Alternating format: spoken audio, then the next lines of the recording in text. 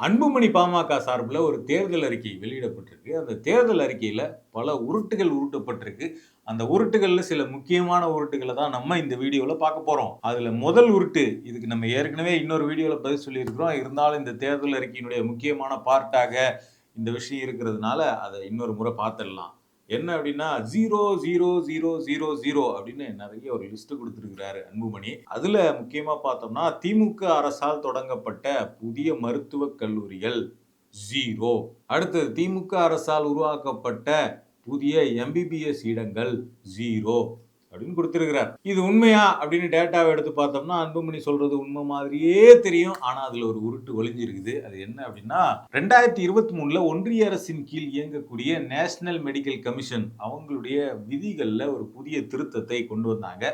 அந்த திருத்தத்துல என்ன சொல்லப்பட்டுச்சு அப்படின்னா, 10 லட்சம் மக்களுக்கு அதிகபட்சம் 100 மெடிக்கல் சீட் மட்டும் தான் அலவுட். அதுக்கு மேல எந்த ஒரு மாநிலத்திலும் 100 மெடிக்கல் சீட்டுக்கு மேல 10 லட்சம் மக்களுக்கு வைத்திருப்பதற்கு அனுமதி கிடையாது அப்படின்னு ஒரு அறிவிப்பை நேஷனல் மெடிக்கல் கமிஷன் வெளியிட்டது. அந்த அறிவிப்புக்கு பின்னாடி தென் மாநிலங்கள் முழுக்க மிகப்பெரிய எதிர்ப்பு கிளம்பிச்சு. ஏன் அப்படின்னா, இப்ப தமிழ்நாடு மாதிரியான மாநிலங்கள் எல்லாம் பார்த்தோம்னா ஏற்கனவே 10 லட்சம் பேருக்கு 100 சீட் அப்படிங்கிற அந்த இடத்த வந்து ஏற்கனவே அச்சீவ் பண்ணிட்டதுனால, புதிதாக எந்த மெடிக்கல் காலேஜும் தமிழ்நாடு மாதிரியான மாநிலங்கள்ல கட்ட முடியாது அப்படிங்கிற நிலை வந்தது. தமிழ்நாடு மட்டும் இல்ல, பல தென் மாநிலங்கள்ல இனிமே புதிய மருத்துவக் கல்லூரிகளை கட்ட முடியாது அப்படிங்கிற நிலை ஏற்பட்டது. இதுக்கு கடுமையான எதிர்ப்பு பல மாநிலங்கள்ல இருந்து எழுந்தது. ஒரு கட்டத்துல நீண்ட எதிர்ப்புக்கு பின்னாடி தான் பார்த்தோம்னா, இந்த திருத்தம் அப்படிங்கிறது இடைக்காலமாக நிறுத்தி வைக்கப்பட்டுச்சு. அதுக்கு பிறகு பார்த்தோம்னா, தமிழ்நாடு அரசிலிருந்து 6 மாவட்டங்கள்ல 6 மருத்துவக் கல்லூரிகள் அமைப்பதற்கு அனுமதி கேட்டு ஒன்றிய அரசு கிட்ட தொடர்ச்சியா வலியுறுத்திக்கிட்டே இருக்காங்க. ஆனா இன்று வரை அதற்கான அனுமதி கிடைக்கப்படவில்லை. அப்ப தமிழ்நாட்டுல புதிய மருத்துவக் கல்லூரிகள் தொடங்கப்படவில்லை அப்படிங்கிறத அன்புமணி யார்கிட்டயும் கேட்கணும், சேர்த்து கேட்கணும் அப்படின்னா, தமிழ்நாடு அரசுகிட்ட எப்படி கேட்கிறாரோ அதே மாதிரி யார்கிட்ட கேட்கணும் அப்படின்னா, அவர் கூட்டணி கட்சிகளோடு, அவருடைய கூட்டணி கட்சியா இருக்கக்கூடிய பாஜகவோடு கைகோர்த்து தூக்கி நிக்கிறார் இல்லைங்களா, அவங்க கிட்டயும் அவர் கேட்கணும். ஏன்னா 6 மெடிக்கல் காலேஜுக்கு தமிழ்நாட்டில இருந்து தொடர்ச்சியாக அனுமதி கேட்டுக்கிட்டு இருக்காங்க. அதற்கான அனுமதி ஏன் வழங்கப்படவில்லை என்பதை அன்புமணி பாஜக அரசிடம் கேட்டு அதை தமிழ் மக்களுக்கு விளக்க வேண்டி இருக்கிறது. ஏன்னா அவர் அவங்களோட கூட்டணியில இருக்கிறதுனால. சோ புதிய மருத்துவக் கல்லூரிகள் உருவாக்கப்படல, புதிய மருத்துவ இடங்கள் உருவாக்கப்படல அப்படிங்கிறதுக்கு பின்னாடி எல்லாம் இவ்வளவு உருட்டுகள் அடங்கியிருக்கு. அந்த 6 மாவட்டங்கள், தமிழ்நாடு புதிதாக அனுமதி கோருகிற 6 மாவட்டங்கள் எது எதுன்னு பார்த்தோம்னா, தென்காசி, மயிலாடுதுறை, திருப்பத்தூர், பெரம்பலூர், ராணிப்பேட்டை, காஞ்சிபுரம். இந்த 6 மாவட்டங்கள்ல மருத்துவக் கல்லூரிகள் அமைப்பதற்கான முயற்சிகளை தமிழ்நாடு அரசு தொடர்ச்சியாக எடுத்து வருகிறது அப்படிங்கிறது தான் உண்மை. அடுத்தது, திமுக அரசால் புதிதாக தொடங்கப்பட்ட வேளாண்மை கல்லூரிகள் அக்ரிகல்ச்சரல் காலேஜஸ் 0 அப்படின்னு சொல்லி இருக்கிறார். ஆனா உண்மை என்னன்னு பார்த்தோம்னா, 2021 பட்ஜெட்லயே பார்த்தோம்னா, தமிழ்நாட்டுல 3 புதிய விவசாய கல்லூரிகள் அமைப்பதற்கான நிதி அப்படிங்கிறது ஒதுக்கப்பட்டிருக்கு. கரூர்ல ஒரு விவசாய கல்லூரி, நாகப்பட்டினம் மாவட்டம் கீழ்வேலூர்ல ஒரு விவசாய கல்லூரி, சிவகங்கையில காரைக்குடி பக்கத்துல ஒரு விவசாய கல்லூரின்னு 3 விவசாய கல்லூரிகள் அமைப்பதற்கான நிதி ஒதுக்கப்பட்டது. இதுக்காக பார்த்தோம்னா 17/12/2021 அன்னைக்கு பார்த்தோம்னா ஒரு ஜிஓ வெளியிடப்பட்டிருக்கு. அந்த ஜிஓல இந்த 3 மாவட்டங்களிலும் விவசாய கல்லூரிகள் அமைப்பதற்கு தலா 10 கோடி அப்படின்னு ஒதுக்கி மொத்தம் 30 கோடி ஒதுக்கப்பட்டிருக்கு. அதுல காரைக்குடியில இருக்கக்கூடிய விவசாய கல்லூரியை சமீபத்துல தான் பார்த்தோம்னா முதலமைச்சர் திறந்து வச்சிருந்தார். அடுத்தது, கடனை பத்தி பேசுறார். இந்த கடனுக்கு நம்ம எத்தனை முறை தான் விளக்கம் கொடுக்கறதுன்னு தெரியல. ஆனா ஏன்னா பொலிட்டிக்கல் கேம்பெயின், எலெக்ஷன் கேம்பெயின்ங்கிறதுனால திருப்பி இந்த பொய் பரவத்தான் செய்யும். ஸோ அன்புமணிக்கு ஒரு சில முக்கியமான டேட்டாக்களை நம்ம கொடுக்க வேண்டியிருக்குது.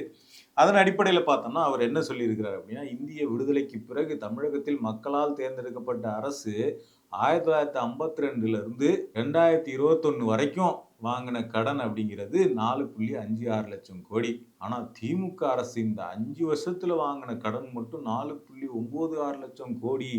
இது மிக வருத்தம் அளிக்கும் செய்தி அப்படிங்கிற மாதிரி சொல்லி போட்டிருக்கிறார். ஆக்சுவலா கேட்கறதுக்கு இது ஷாக்கிங்கா தான் இருக்கும். ஆனா 1950கள்ல ஒரு அரசாங்கத்தினால எவ்வளவு கடன் வாங்கியிருக்க முடியும்? இன்னைக்கு இருக்கக்கூடிய பணத்தின் மதிப்பு என்ன? இன்னைக்கு ஒரு அரசாங்கத்தினால எவ்வளவு கடன் வாங்கியிருக்க முடியும்? இன்ஃப்ளேஷனோட ரூபாய் மதிப்பை நம்ம எப்படி ஒப்பிட்டு பார்க்கறது, இதையெல்லாம் புறக்கணிச்சுட்டு வெறும் நம்பர்ஸாக இந்த கடன் வந்து திருப்பி திருப்பி தமிழர்கள் மத்தியில பேசப்பட்டுக்கிட்டே இருக்குது. ஒரு அச்சத்தை விதைக்கிறாங்க. உங்க தலை மேல கடன் இருக்கு, உங்க தலை மேல கடன் இருக்குன்னு சொல்லிட்டு. இப்ப நம்ம என்ன பண்ணுவோம் அப்படின்னா, ஒவ்வொரு வருஷமும் ஒரு ஸ்டேட்டினுடைய ஜிடிபி அப்படிங்கிறது மாறிக்கிட்டே போகுது. அப்போ ஒரு ஸ்டேட்டுடைய கெப்பாசிட்டி, கடன் வாங்குற கெப்பாசிட்டிய ஜிடிபி வந்து தீர்மானிக்குது. ஒரு ஸ்டேட்ல எவ்வளவு உற்பத்தி நடக்குதோ அதுக்கேத்த மாரி அந்த ஸ்டேட் வந்து அதுல குறிப்பிட்ட சதவீதம் தான் கடன் வாங்க முடியும். இப்ப தமிழ்நாட்டினுடைய ஜிடிபில தமிழ்நாடு அரசு வாங்கின கடன் எவ்வளவு இருக்குது அப்படின்னு வருஷத்துக்கு நம்ம சில கம்பேரிசன பண்ணுவோம். அதன்படி பார்த்தோம்னா 2021ல அதிமுக அரசு கடைசியாக போட்ட பட்ஜெட்ல கொடுத்த டேட்டா என்ன அப்படின்னா, ஜிடிபில கடனுடைய பெர்சன்டேஜ் அப்படிங்கிறது 26.69%. இது பட்ஜெட்ல கொடுத்த டேட்டா. இன்னைக்கு 2026ல கடனுடைய வேல்யூ என்ன அப்படின்னு பார்த்தோம்னா, ஜிடிபில எவ்வளவு பெர்சன்டேஜ்னு பார்த்தோம்னா 26.43%. அப்போ 10 லட்சம் கோடி ஆயிடுச்சு, 5 லட்சம் கோடி ஏறிடுச்சு இப்படின்லாம் கதை விடும்போது ஜிடிபியும் ஏறி இருக்குது. ஜிடிபில தமிழ்நாடு அரசு வாங்கக்கூடிய கடனுடைய பெர்சன்டேஜ் அப்படிங்கிறது அதே அளவுக்கு மெயின்டைன் பண்ணப்படுது அப்படிங்கிறது தான் நம்ம முக்கியமா கவனிக்க வேண்டியது. இது வந்து இந்த பாயிண்ட்டை புறக்கணிச்சுட்டு இந்த பொய் திரும்ப திரும்ப பாஜகவினரால் பரப்பப்படுது. பியூஷ் கோயல் அதே பொய்யை பேசுறாரு, எடப்பாடி அதே பொய்யை பேசுறாரு, சீமான் அதே பொய்யை பேசுறாரு. இன்னொரு பக்கம் பார்த்தோம்னா இவர் அன்புமணி அதே பொய்யை பேசுறாரு. சரி, இன்னொரு டேட்டா இதுக்கு வந்து பார்த்தோம்னா இப்ப டோட்டல் லயபிலிட்டி ஆர்பிஐ வந்து ஒரு டேட்டா கொடுத்துருக்கு. அதாவது அவங்க இதே ஜிஎஸ்டிபியோட டோட்டல் லயபிலிட்டி எவ்வளவு இருக்குது அப்படின்னு சொல்லிட்டு அவங்க வேற மெஷர்மெண்ட்டை பயன்படுத்தி சில டேட்டாக்களை கொடுத்துருக்குறாங்க. அந்த டேட்டா வச்சு பார்த்தோம்னா டெப்ட் டு ஜிஎஸ்டிபி ரேஷியோல தமிழ்நாடு இந்தியாவில் 15வது இடத்துல இருக்குது. இந்தியாவிலே இவ்வளோ ஒஸ்டா எந்த ஸ்டேட்டும் இல்லைங்கிற ரேஞ்சுக்கு பேசிக்கிட்டு இருக்காங்க. ஆர்பிஐயினுடைய தகவல் படி தமிழ்நாட்டுக்கு வந்து 30% அப்படின்னு கொடுத்துருக்காங்க.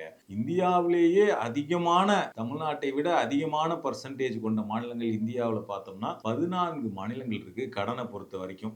உத்தரப்பிரதேசம் 31%, கேரளா 36%, பீகார் 35%, ஹிமாச்சல் 44%, ராஜஸ்தான் 35%, வெஸ்ட் பெங்கால் 37%, ஆந்திரா 33%. இப்படி பல மாநிலங்கள் தமிழ்நாட்டை விட அதிகமான கடன் அவங்களுடைய ஜிடிபியில் வாங்கி வச்சிருக்கிறாங்க. ஸோ தமிழ்நாட்டினுடைய நிலை அப்படிங்கிறது, கடன் நிலைங்கிறது அவ்வளவு மோசமான சூழலை எட்டவே இல்லை அப்படிங்கிறது தான் உண்மை. அடுத்ததா என்ன சொல்றாருன்னா, இந்த மாதிரி மகளிர் உதவித்தொகை இந்த மாதிரியான திட்டங்களுக்காக இவ்வளவு கடனை வாங்கி வச்சிருக்கிறாங்கன்ற வேற ஒரு லைனை பயன்படுத்துறாரு. ஆனா இவரே வந்து 2000 ரூபாய் மகளிர் உதவித்தொகை கொடுப்போம் அப்படின்னு சொல்றாரு. இவர் கூட்டணியில் இருக்கக்கூடிய அதிமுகவும் 2000 ரூபான்னு சொல்லியிருக்கிறாங்க.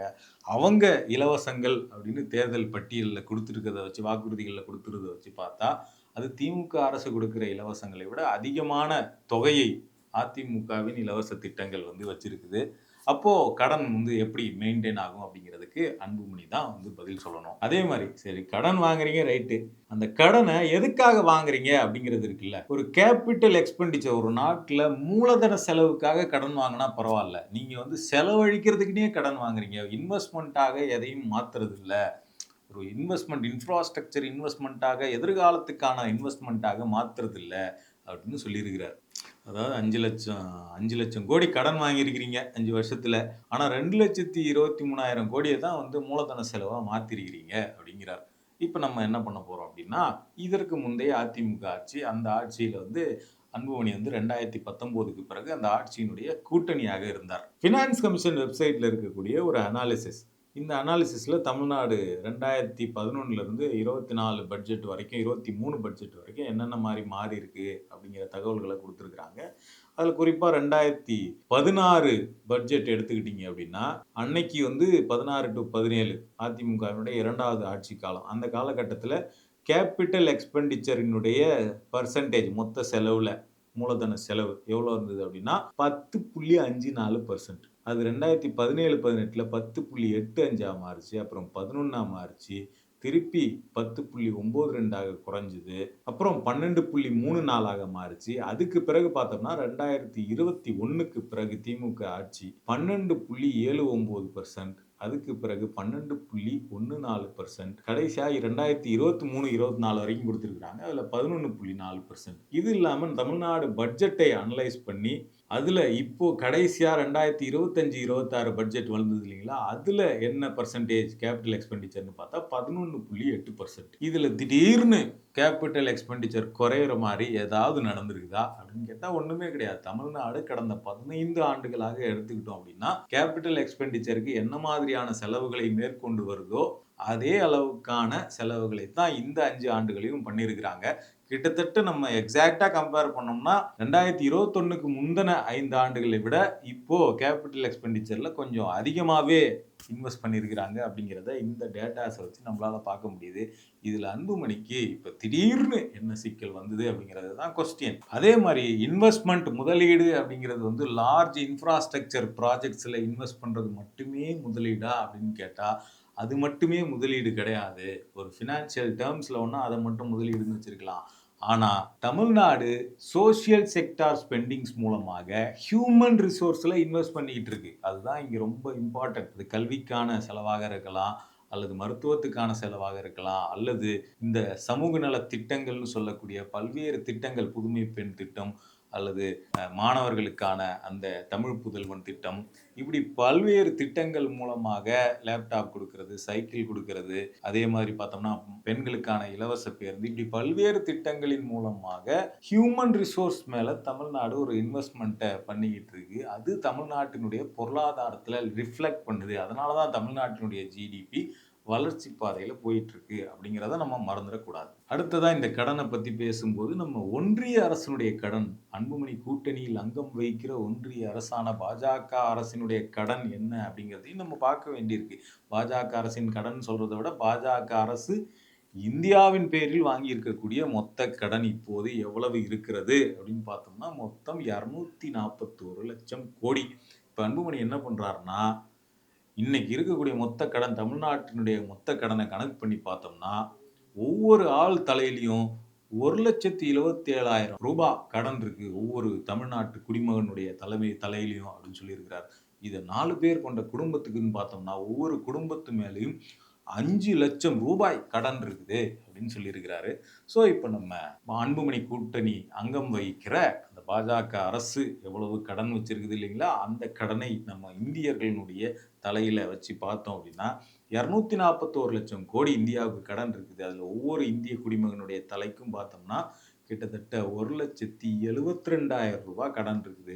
இதை 4 பேர் கொண்ட குடும்பத்துக்கு கன்வெர்ட் பண்ணோம் அப்படின்னா கிட்டத்தட்ட ஒவ்வொரு குடும்பத்தின் தலையிலும் ரூ. 6,88,000 கடனை வந்து பாஜக அரசு வைத்திருக்கிறது அப்படின்னு அன்புமணி எப்போது அறிக்கை தருவார் அப்படிங்கிற கேள்வியை அவரை நோக்கி எழுப்ப விரும்புகிறோம். அடுத்ததா இவர் ரொம்ப நாளா பேசிக்கிட்டு இருக்கிறது அது என்ன அப்படின்னா, சாதிவாரி மக்கள் தொகை கணக்கெடுப்பை தமிழ்நாடு அரசு நடத்த மறுக்கிறது அப்படிங்கிற குற்றச்சாட்டை இந்த தேர்தல் அறிக்கையிலும் அவர் வச்சிருக்கிறார். நம்ம எல்லாருக்குமே தெரியும், சென்சஸ் மக்கள் தொகை கணக்கெடுப்பு நடத்துறது அப்படிங்கிறது யூனியன் லிஸ்ட்ல இருக்குது. அதாவது ஒன்றிய அரசின் அதிகாரத்தின் கீழே வரக்கூடியது. இதை மாநில அரசு செய்ய முடியாது. அதாவது ஒன்றிய அரசு மக்கள் தொகை கணக்கெடுப்பு நடத்தல அப்படின்னா, மாநில அரசு மக்கள் தொகை கணக்கெடுப்பு நான் நடத்துறேன், நான் கொடுக்கிறது சென்சஸ் அப்படின்னு அதிகாரப்பூர்வமாக எந்த மக்கள் தொகை கணக்கெடுப்பும் நடத்த முடியாது. ஆனா பீகார்ல, கர்நாடகாவுல இந்த மாதிரியான மாநிலங்கள் எல்லாம் நடத்தப்பட்டுச்சே அப்படிங்கிற கேள்வி வரலாம். அதே தான் அவரும் கொடுத்திருக்கிறார். அதாவது சமூக நீதி மக்கள் தொகை கணக்கெடுப்பு நடத்த மாநில அரசுகளுக்கு அதிகாரம் உண்டு என்று பீகார், கர்நாடகா உள்ளிட்ட பல மாநிலங்களில் உயர்நீதிமன்றங்கள் தீர்ப்பளித்திருக்கின்றன அப்படின்னு சொல்லியிருக்கிறார். ஆக்சுவலா இந்த மாநிலங்கள் நடத்தினது அப்படிங்கிறது சென்சஸ் கிடையாது, மக்கள் தொகை கணக்கெடுப்பு கிடையாது.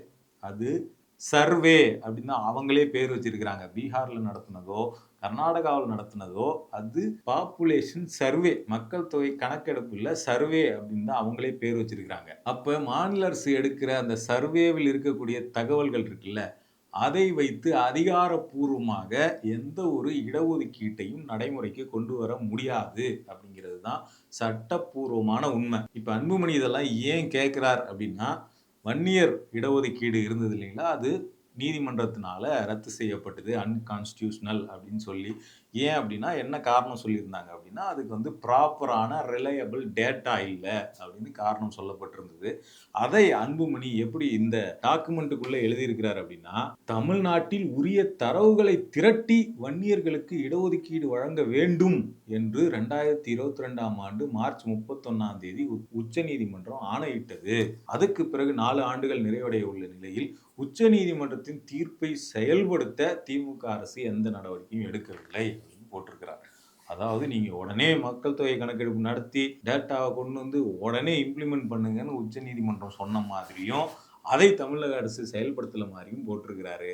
ஆனா இவர் எழுதியிருப்பது உண்மை கிடையாது. உச்சநீதிமன்றம் அப்படிலாம் சொல்லல. உச்சநீதிமன்றம் என்ன சொன்னாங்கன்னா, நீங்க கொடுக்கிற இந்த டேட்டா இருக்குல்ல, இது ரிலையபிளான டேட்டாவாக இல்லை. இதை நாங்கள் நம்ப முடியாது. அவசர கதியில் 2021ஆம் ஆண்டு நீங்க வந்து இந்த சட்டத்தை நடைமுறைக்கு கொண்டு வந்திருக்கிறீங்க. இந்த சட்டம் அன்கான்ஸ்டிடியூஷனலாக இருக்கிறது அப்படின்னு சொல்லி அதை ரிஜெக்ட் பண்ணதோட உச்சநீதிமன்றத்தின் வேலை முடிந்து விட்டது. டேட்டா ரிலையபிளா இல்ல அப்படிங்கிறது தான் அவங்க சொல்லியிருக்காங்களே தவிர, உடனே போய் டேட்டாவை கொண்டு வாங்க நாங்க உங்களை அமல்படுத்தி வைக்கிறோம் அப்படின்லாம் உச்சநீதிமன்றத்துல சொல்லல.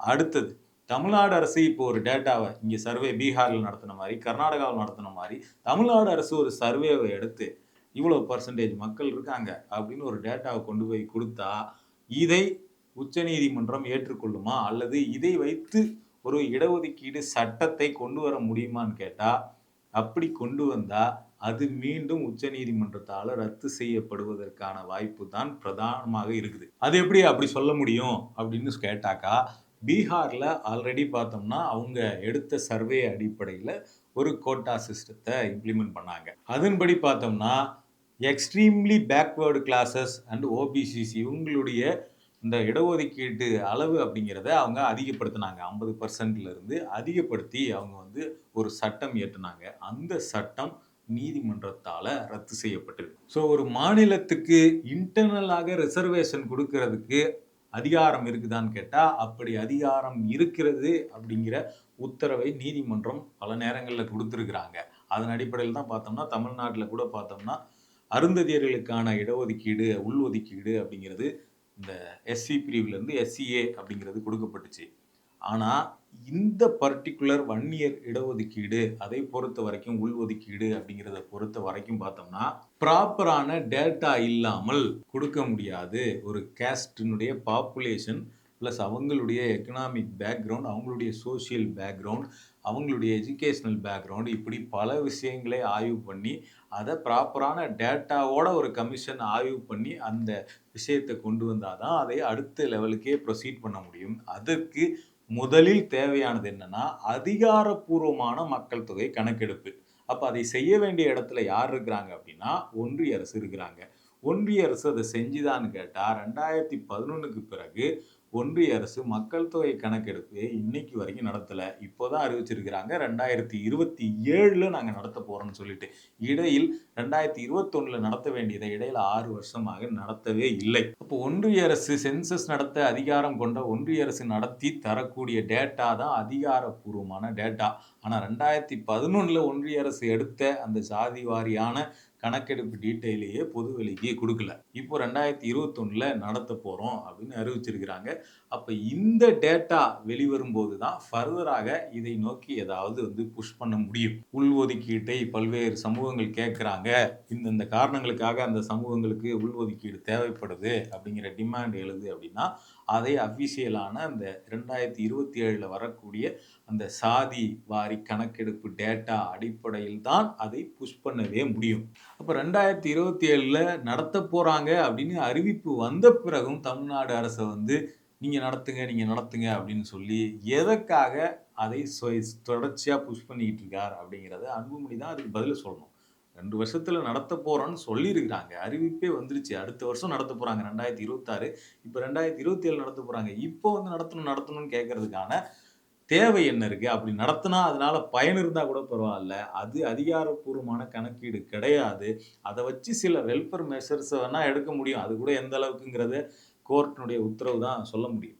ஆனா ரிசர்வேஷன் அப்படிங்கிறத பொறுத்த வரைக்கும் மாநில அரசு எடுக்கிற மக்கள் தொகை சர்வே அப்படிங்கிறது கணக்கில் எடுத்துக்கப்படாது அப்படிங்கிறதுக்கு பீகார் வந்து உதாரணமா இருக்கும் போதும் தொடர்ச்சியா அன்புமணி இந்த பரப்புரையை பண்ணிக்கிட்டே இருக்கிறார். ஸோ இப்படி பல பொய்கள் அன்புமணி பாமகவின் இந்த தேர்தல் அறிக்கையில் எக்கச்சக்கமாக இருக்குது.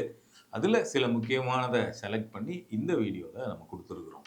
தொடர்ச்சியாக இந்த மாதிரியான தகவல்களை தெரிஞ்சுக்க யூ டர்னை சப்ஸ்கிரைப் பண்ணுங்கள்.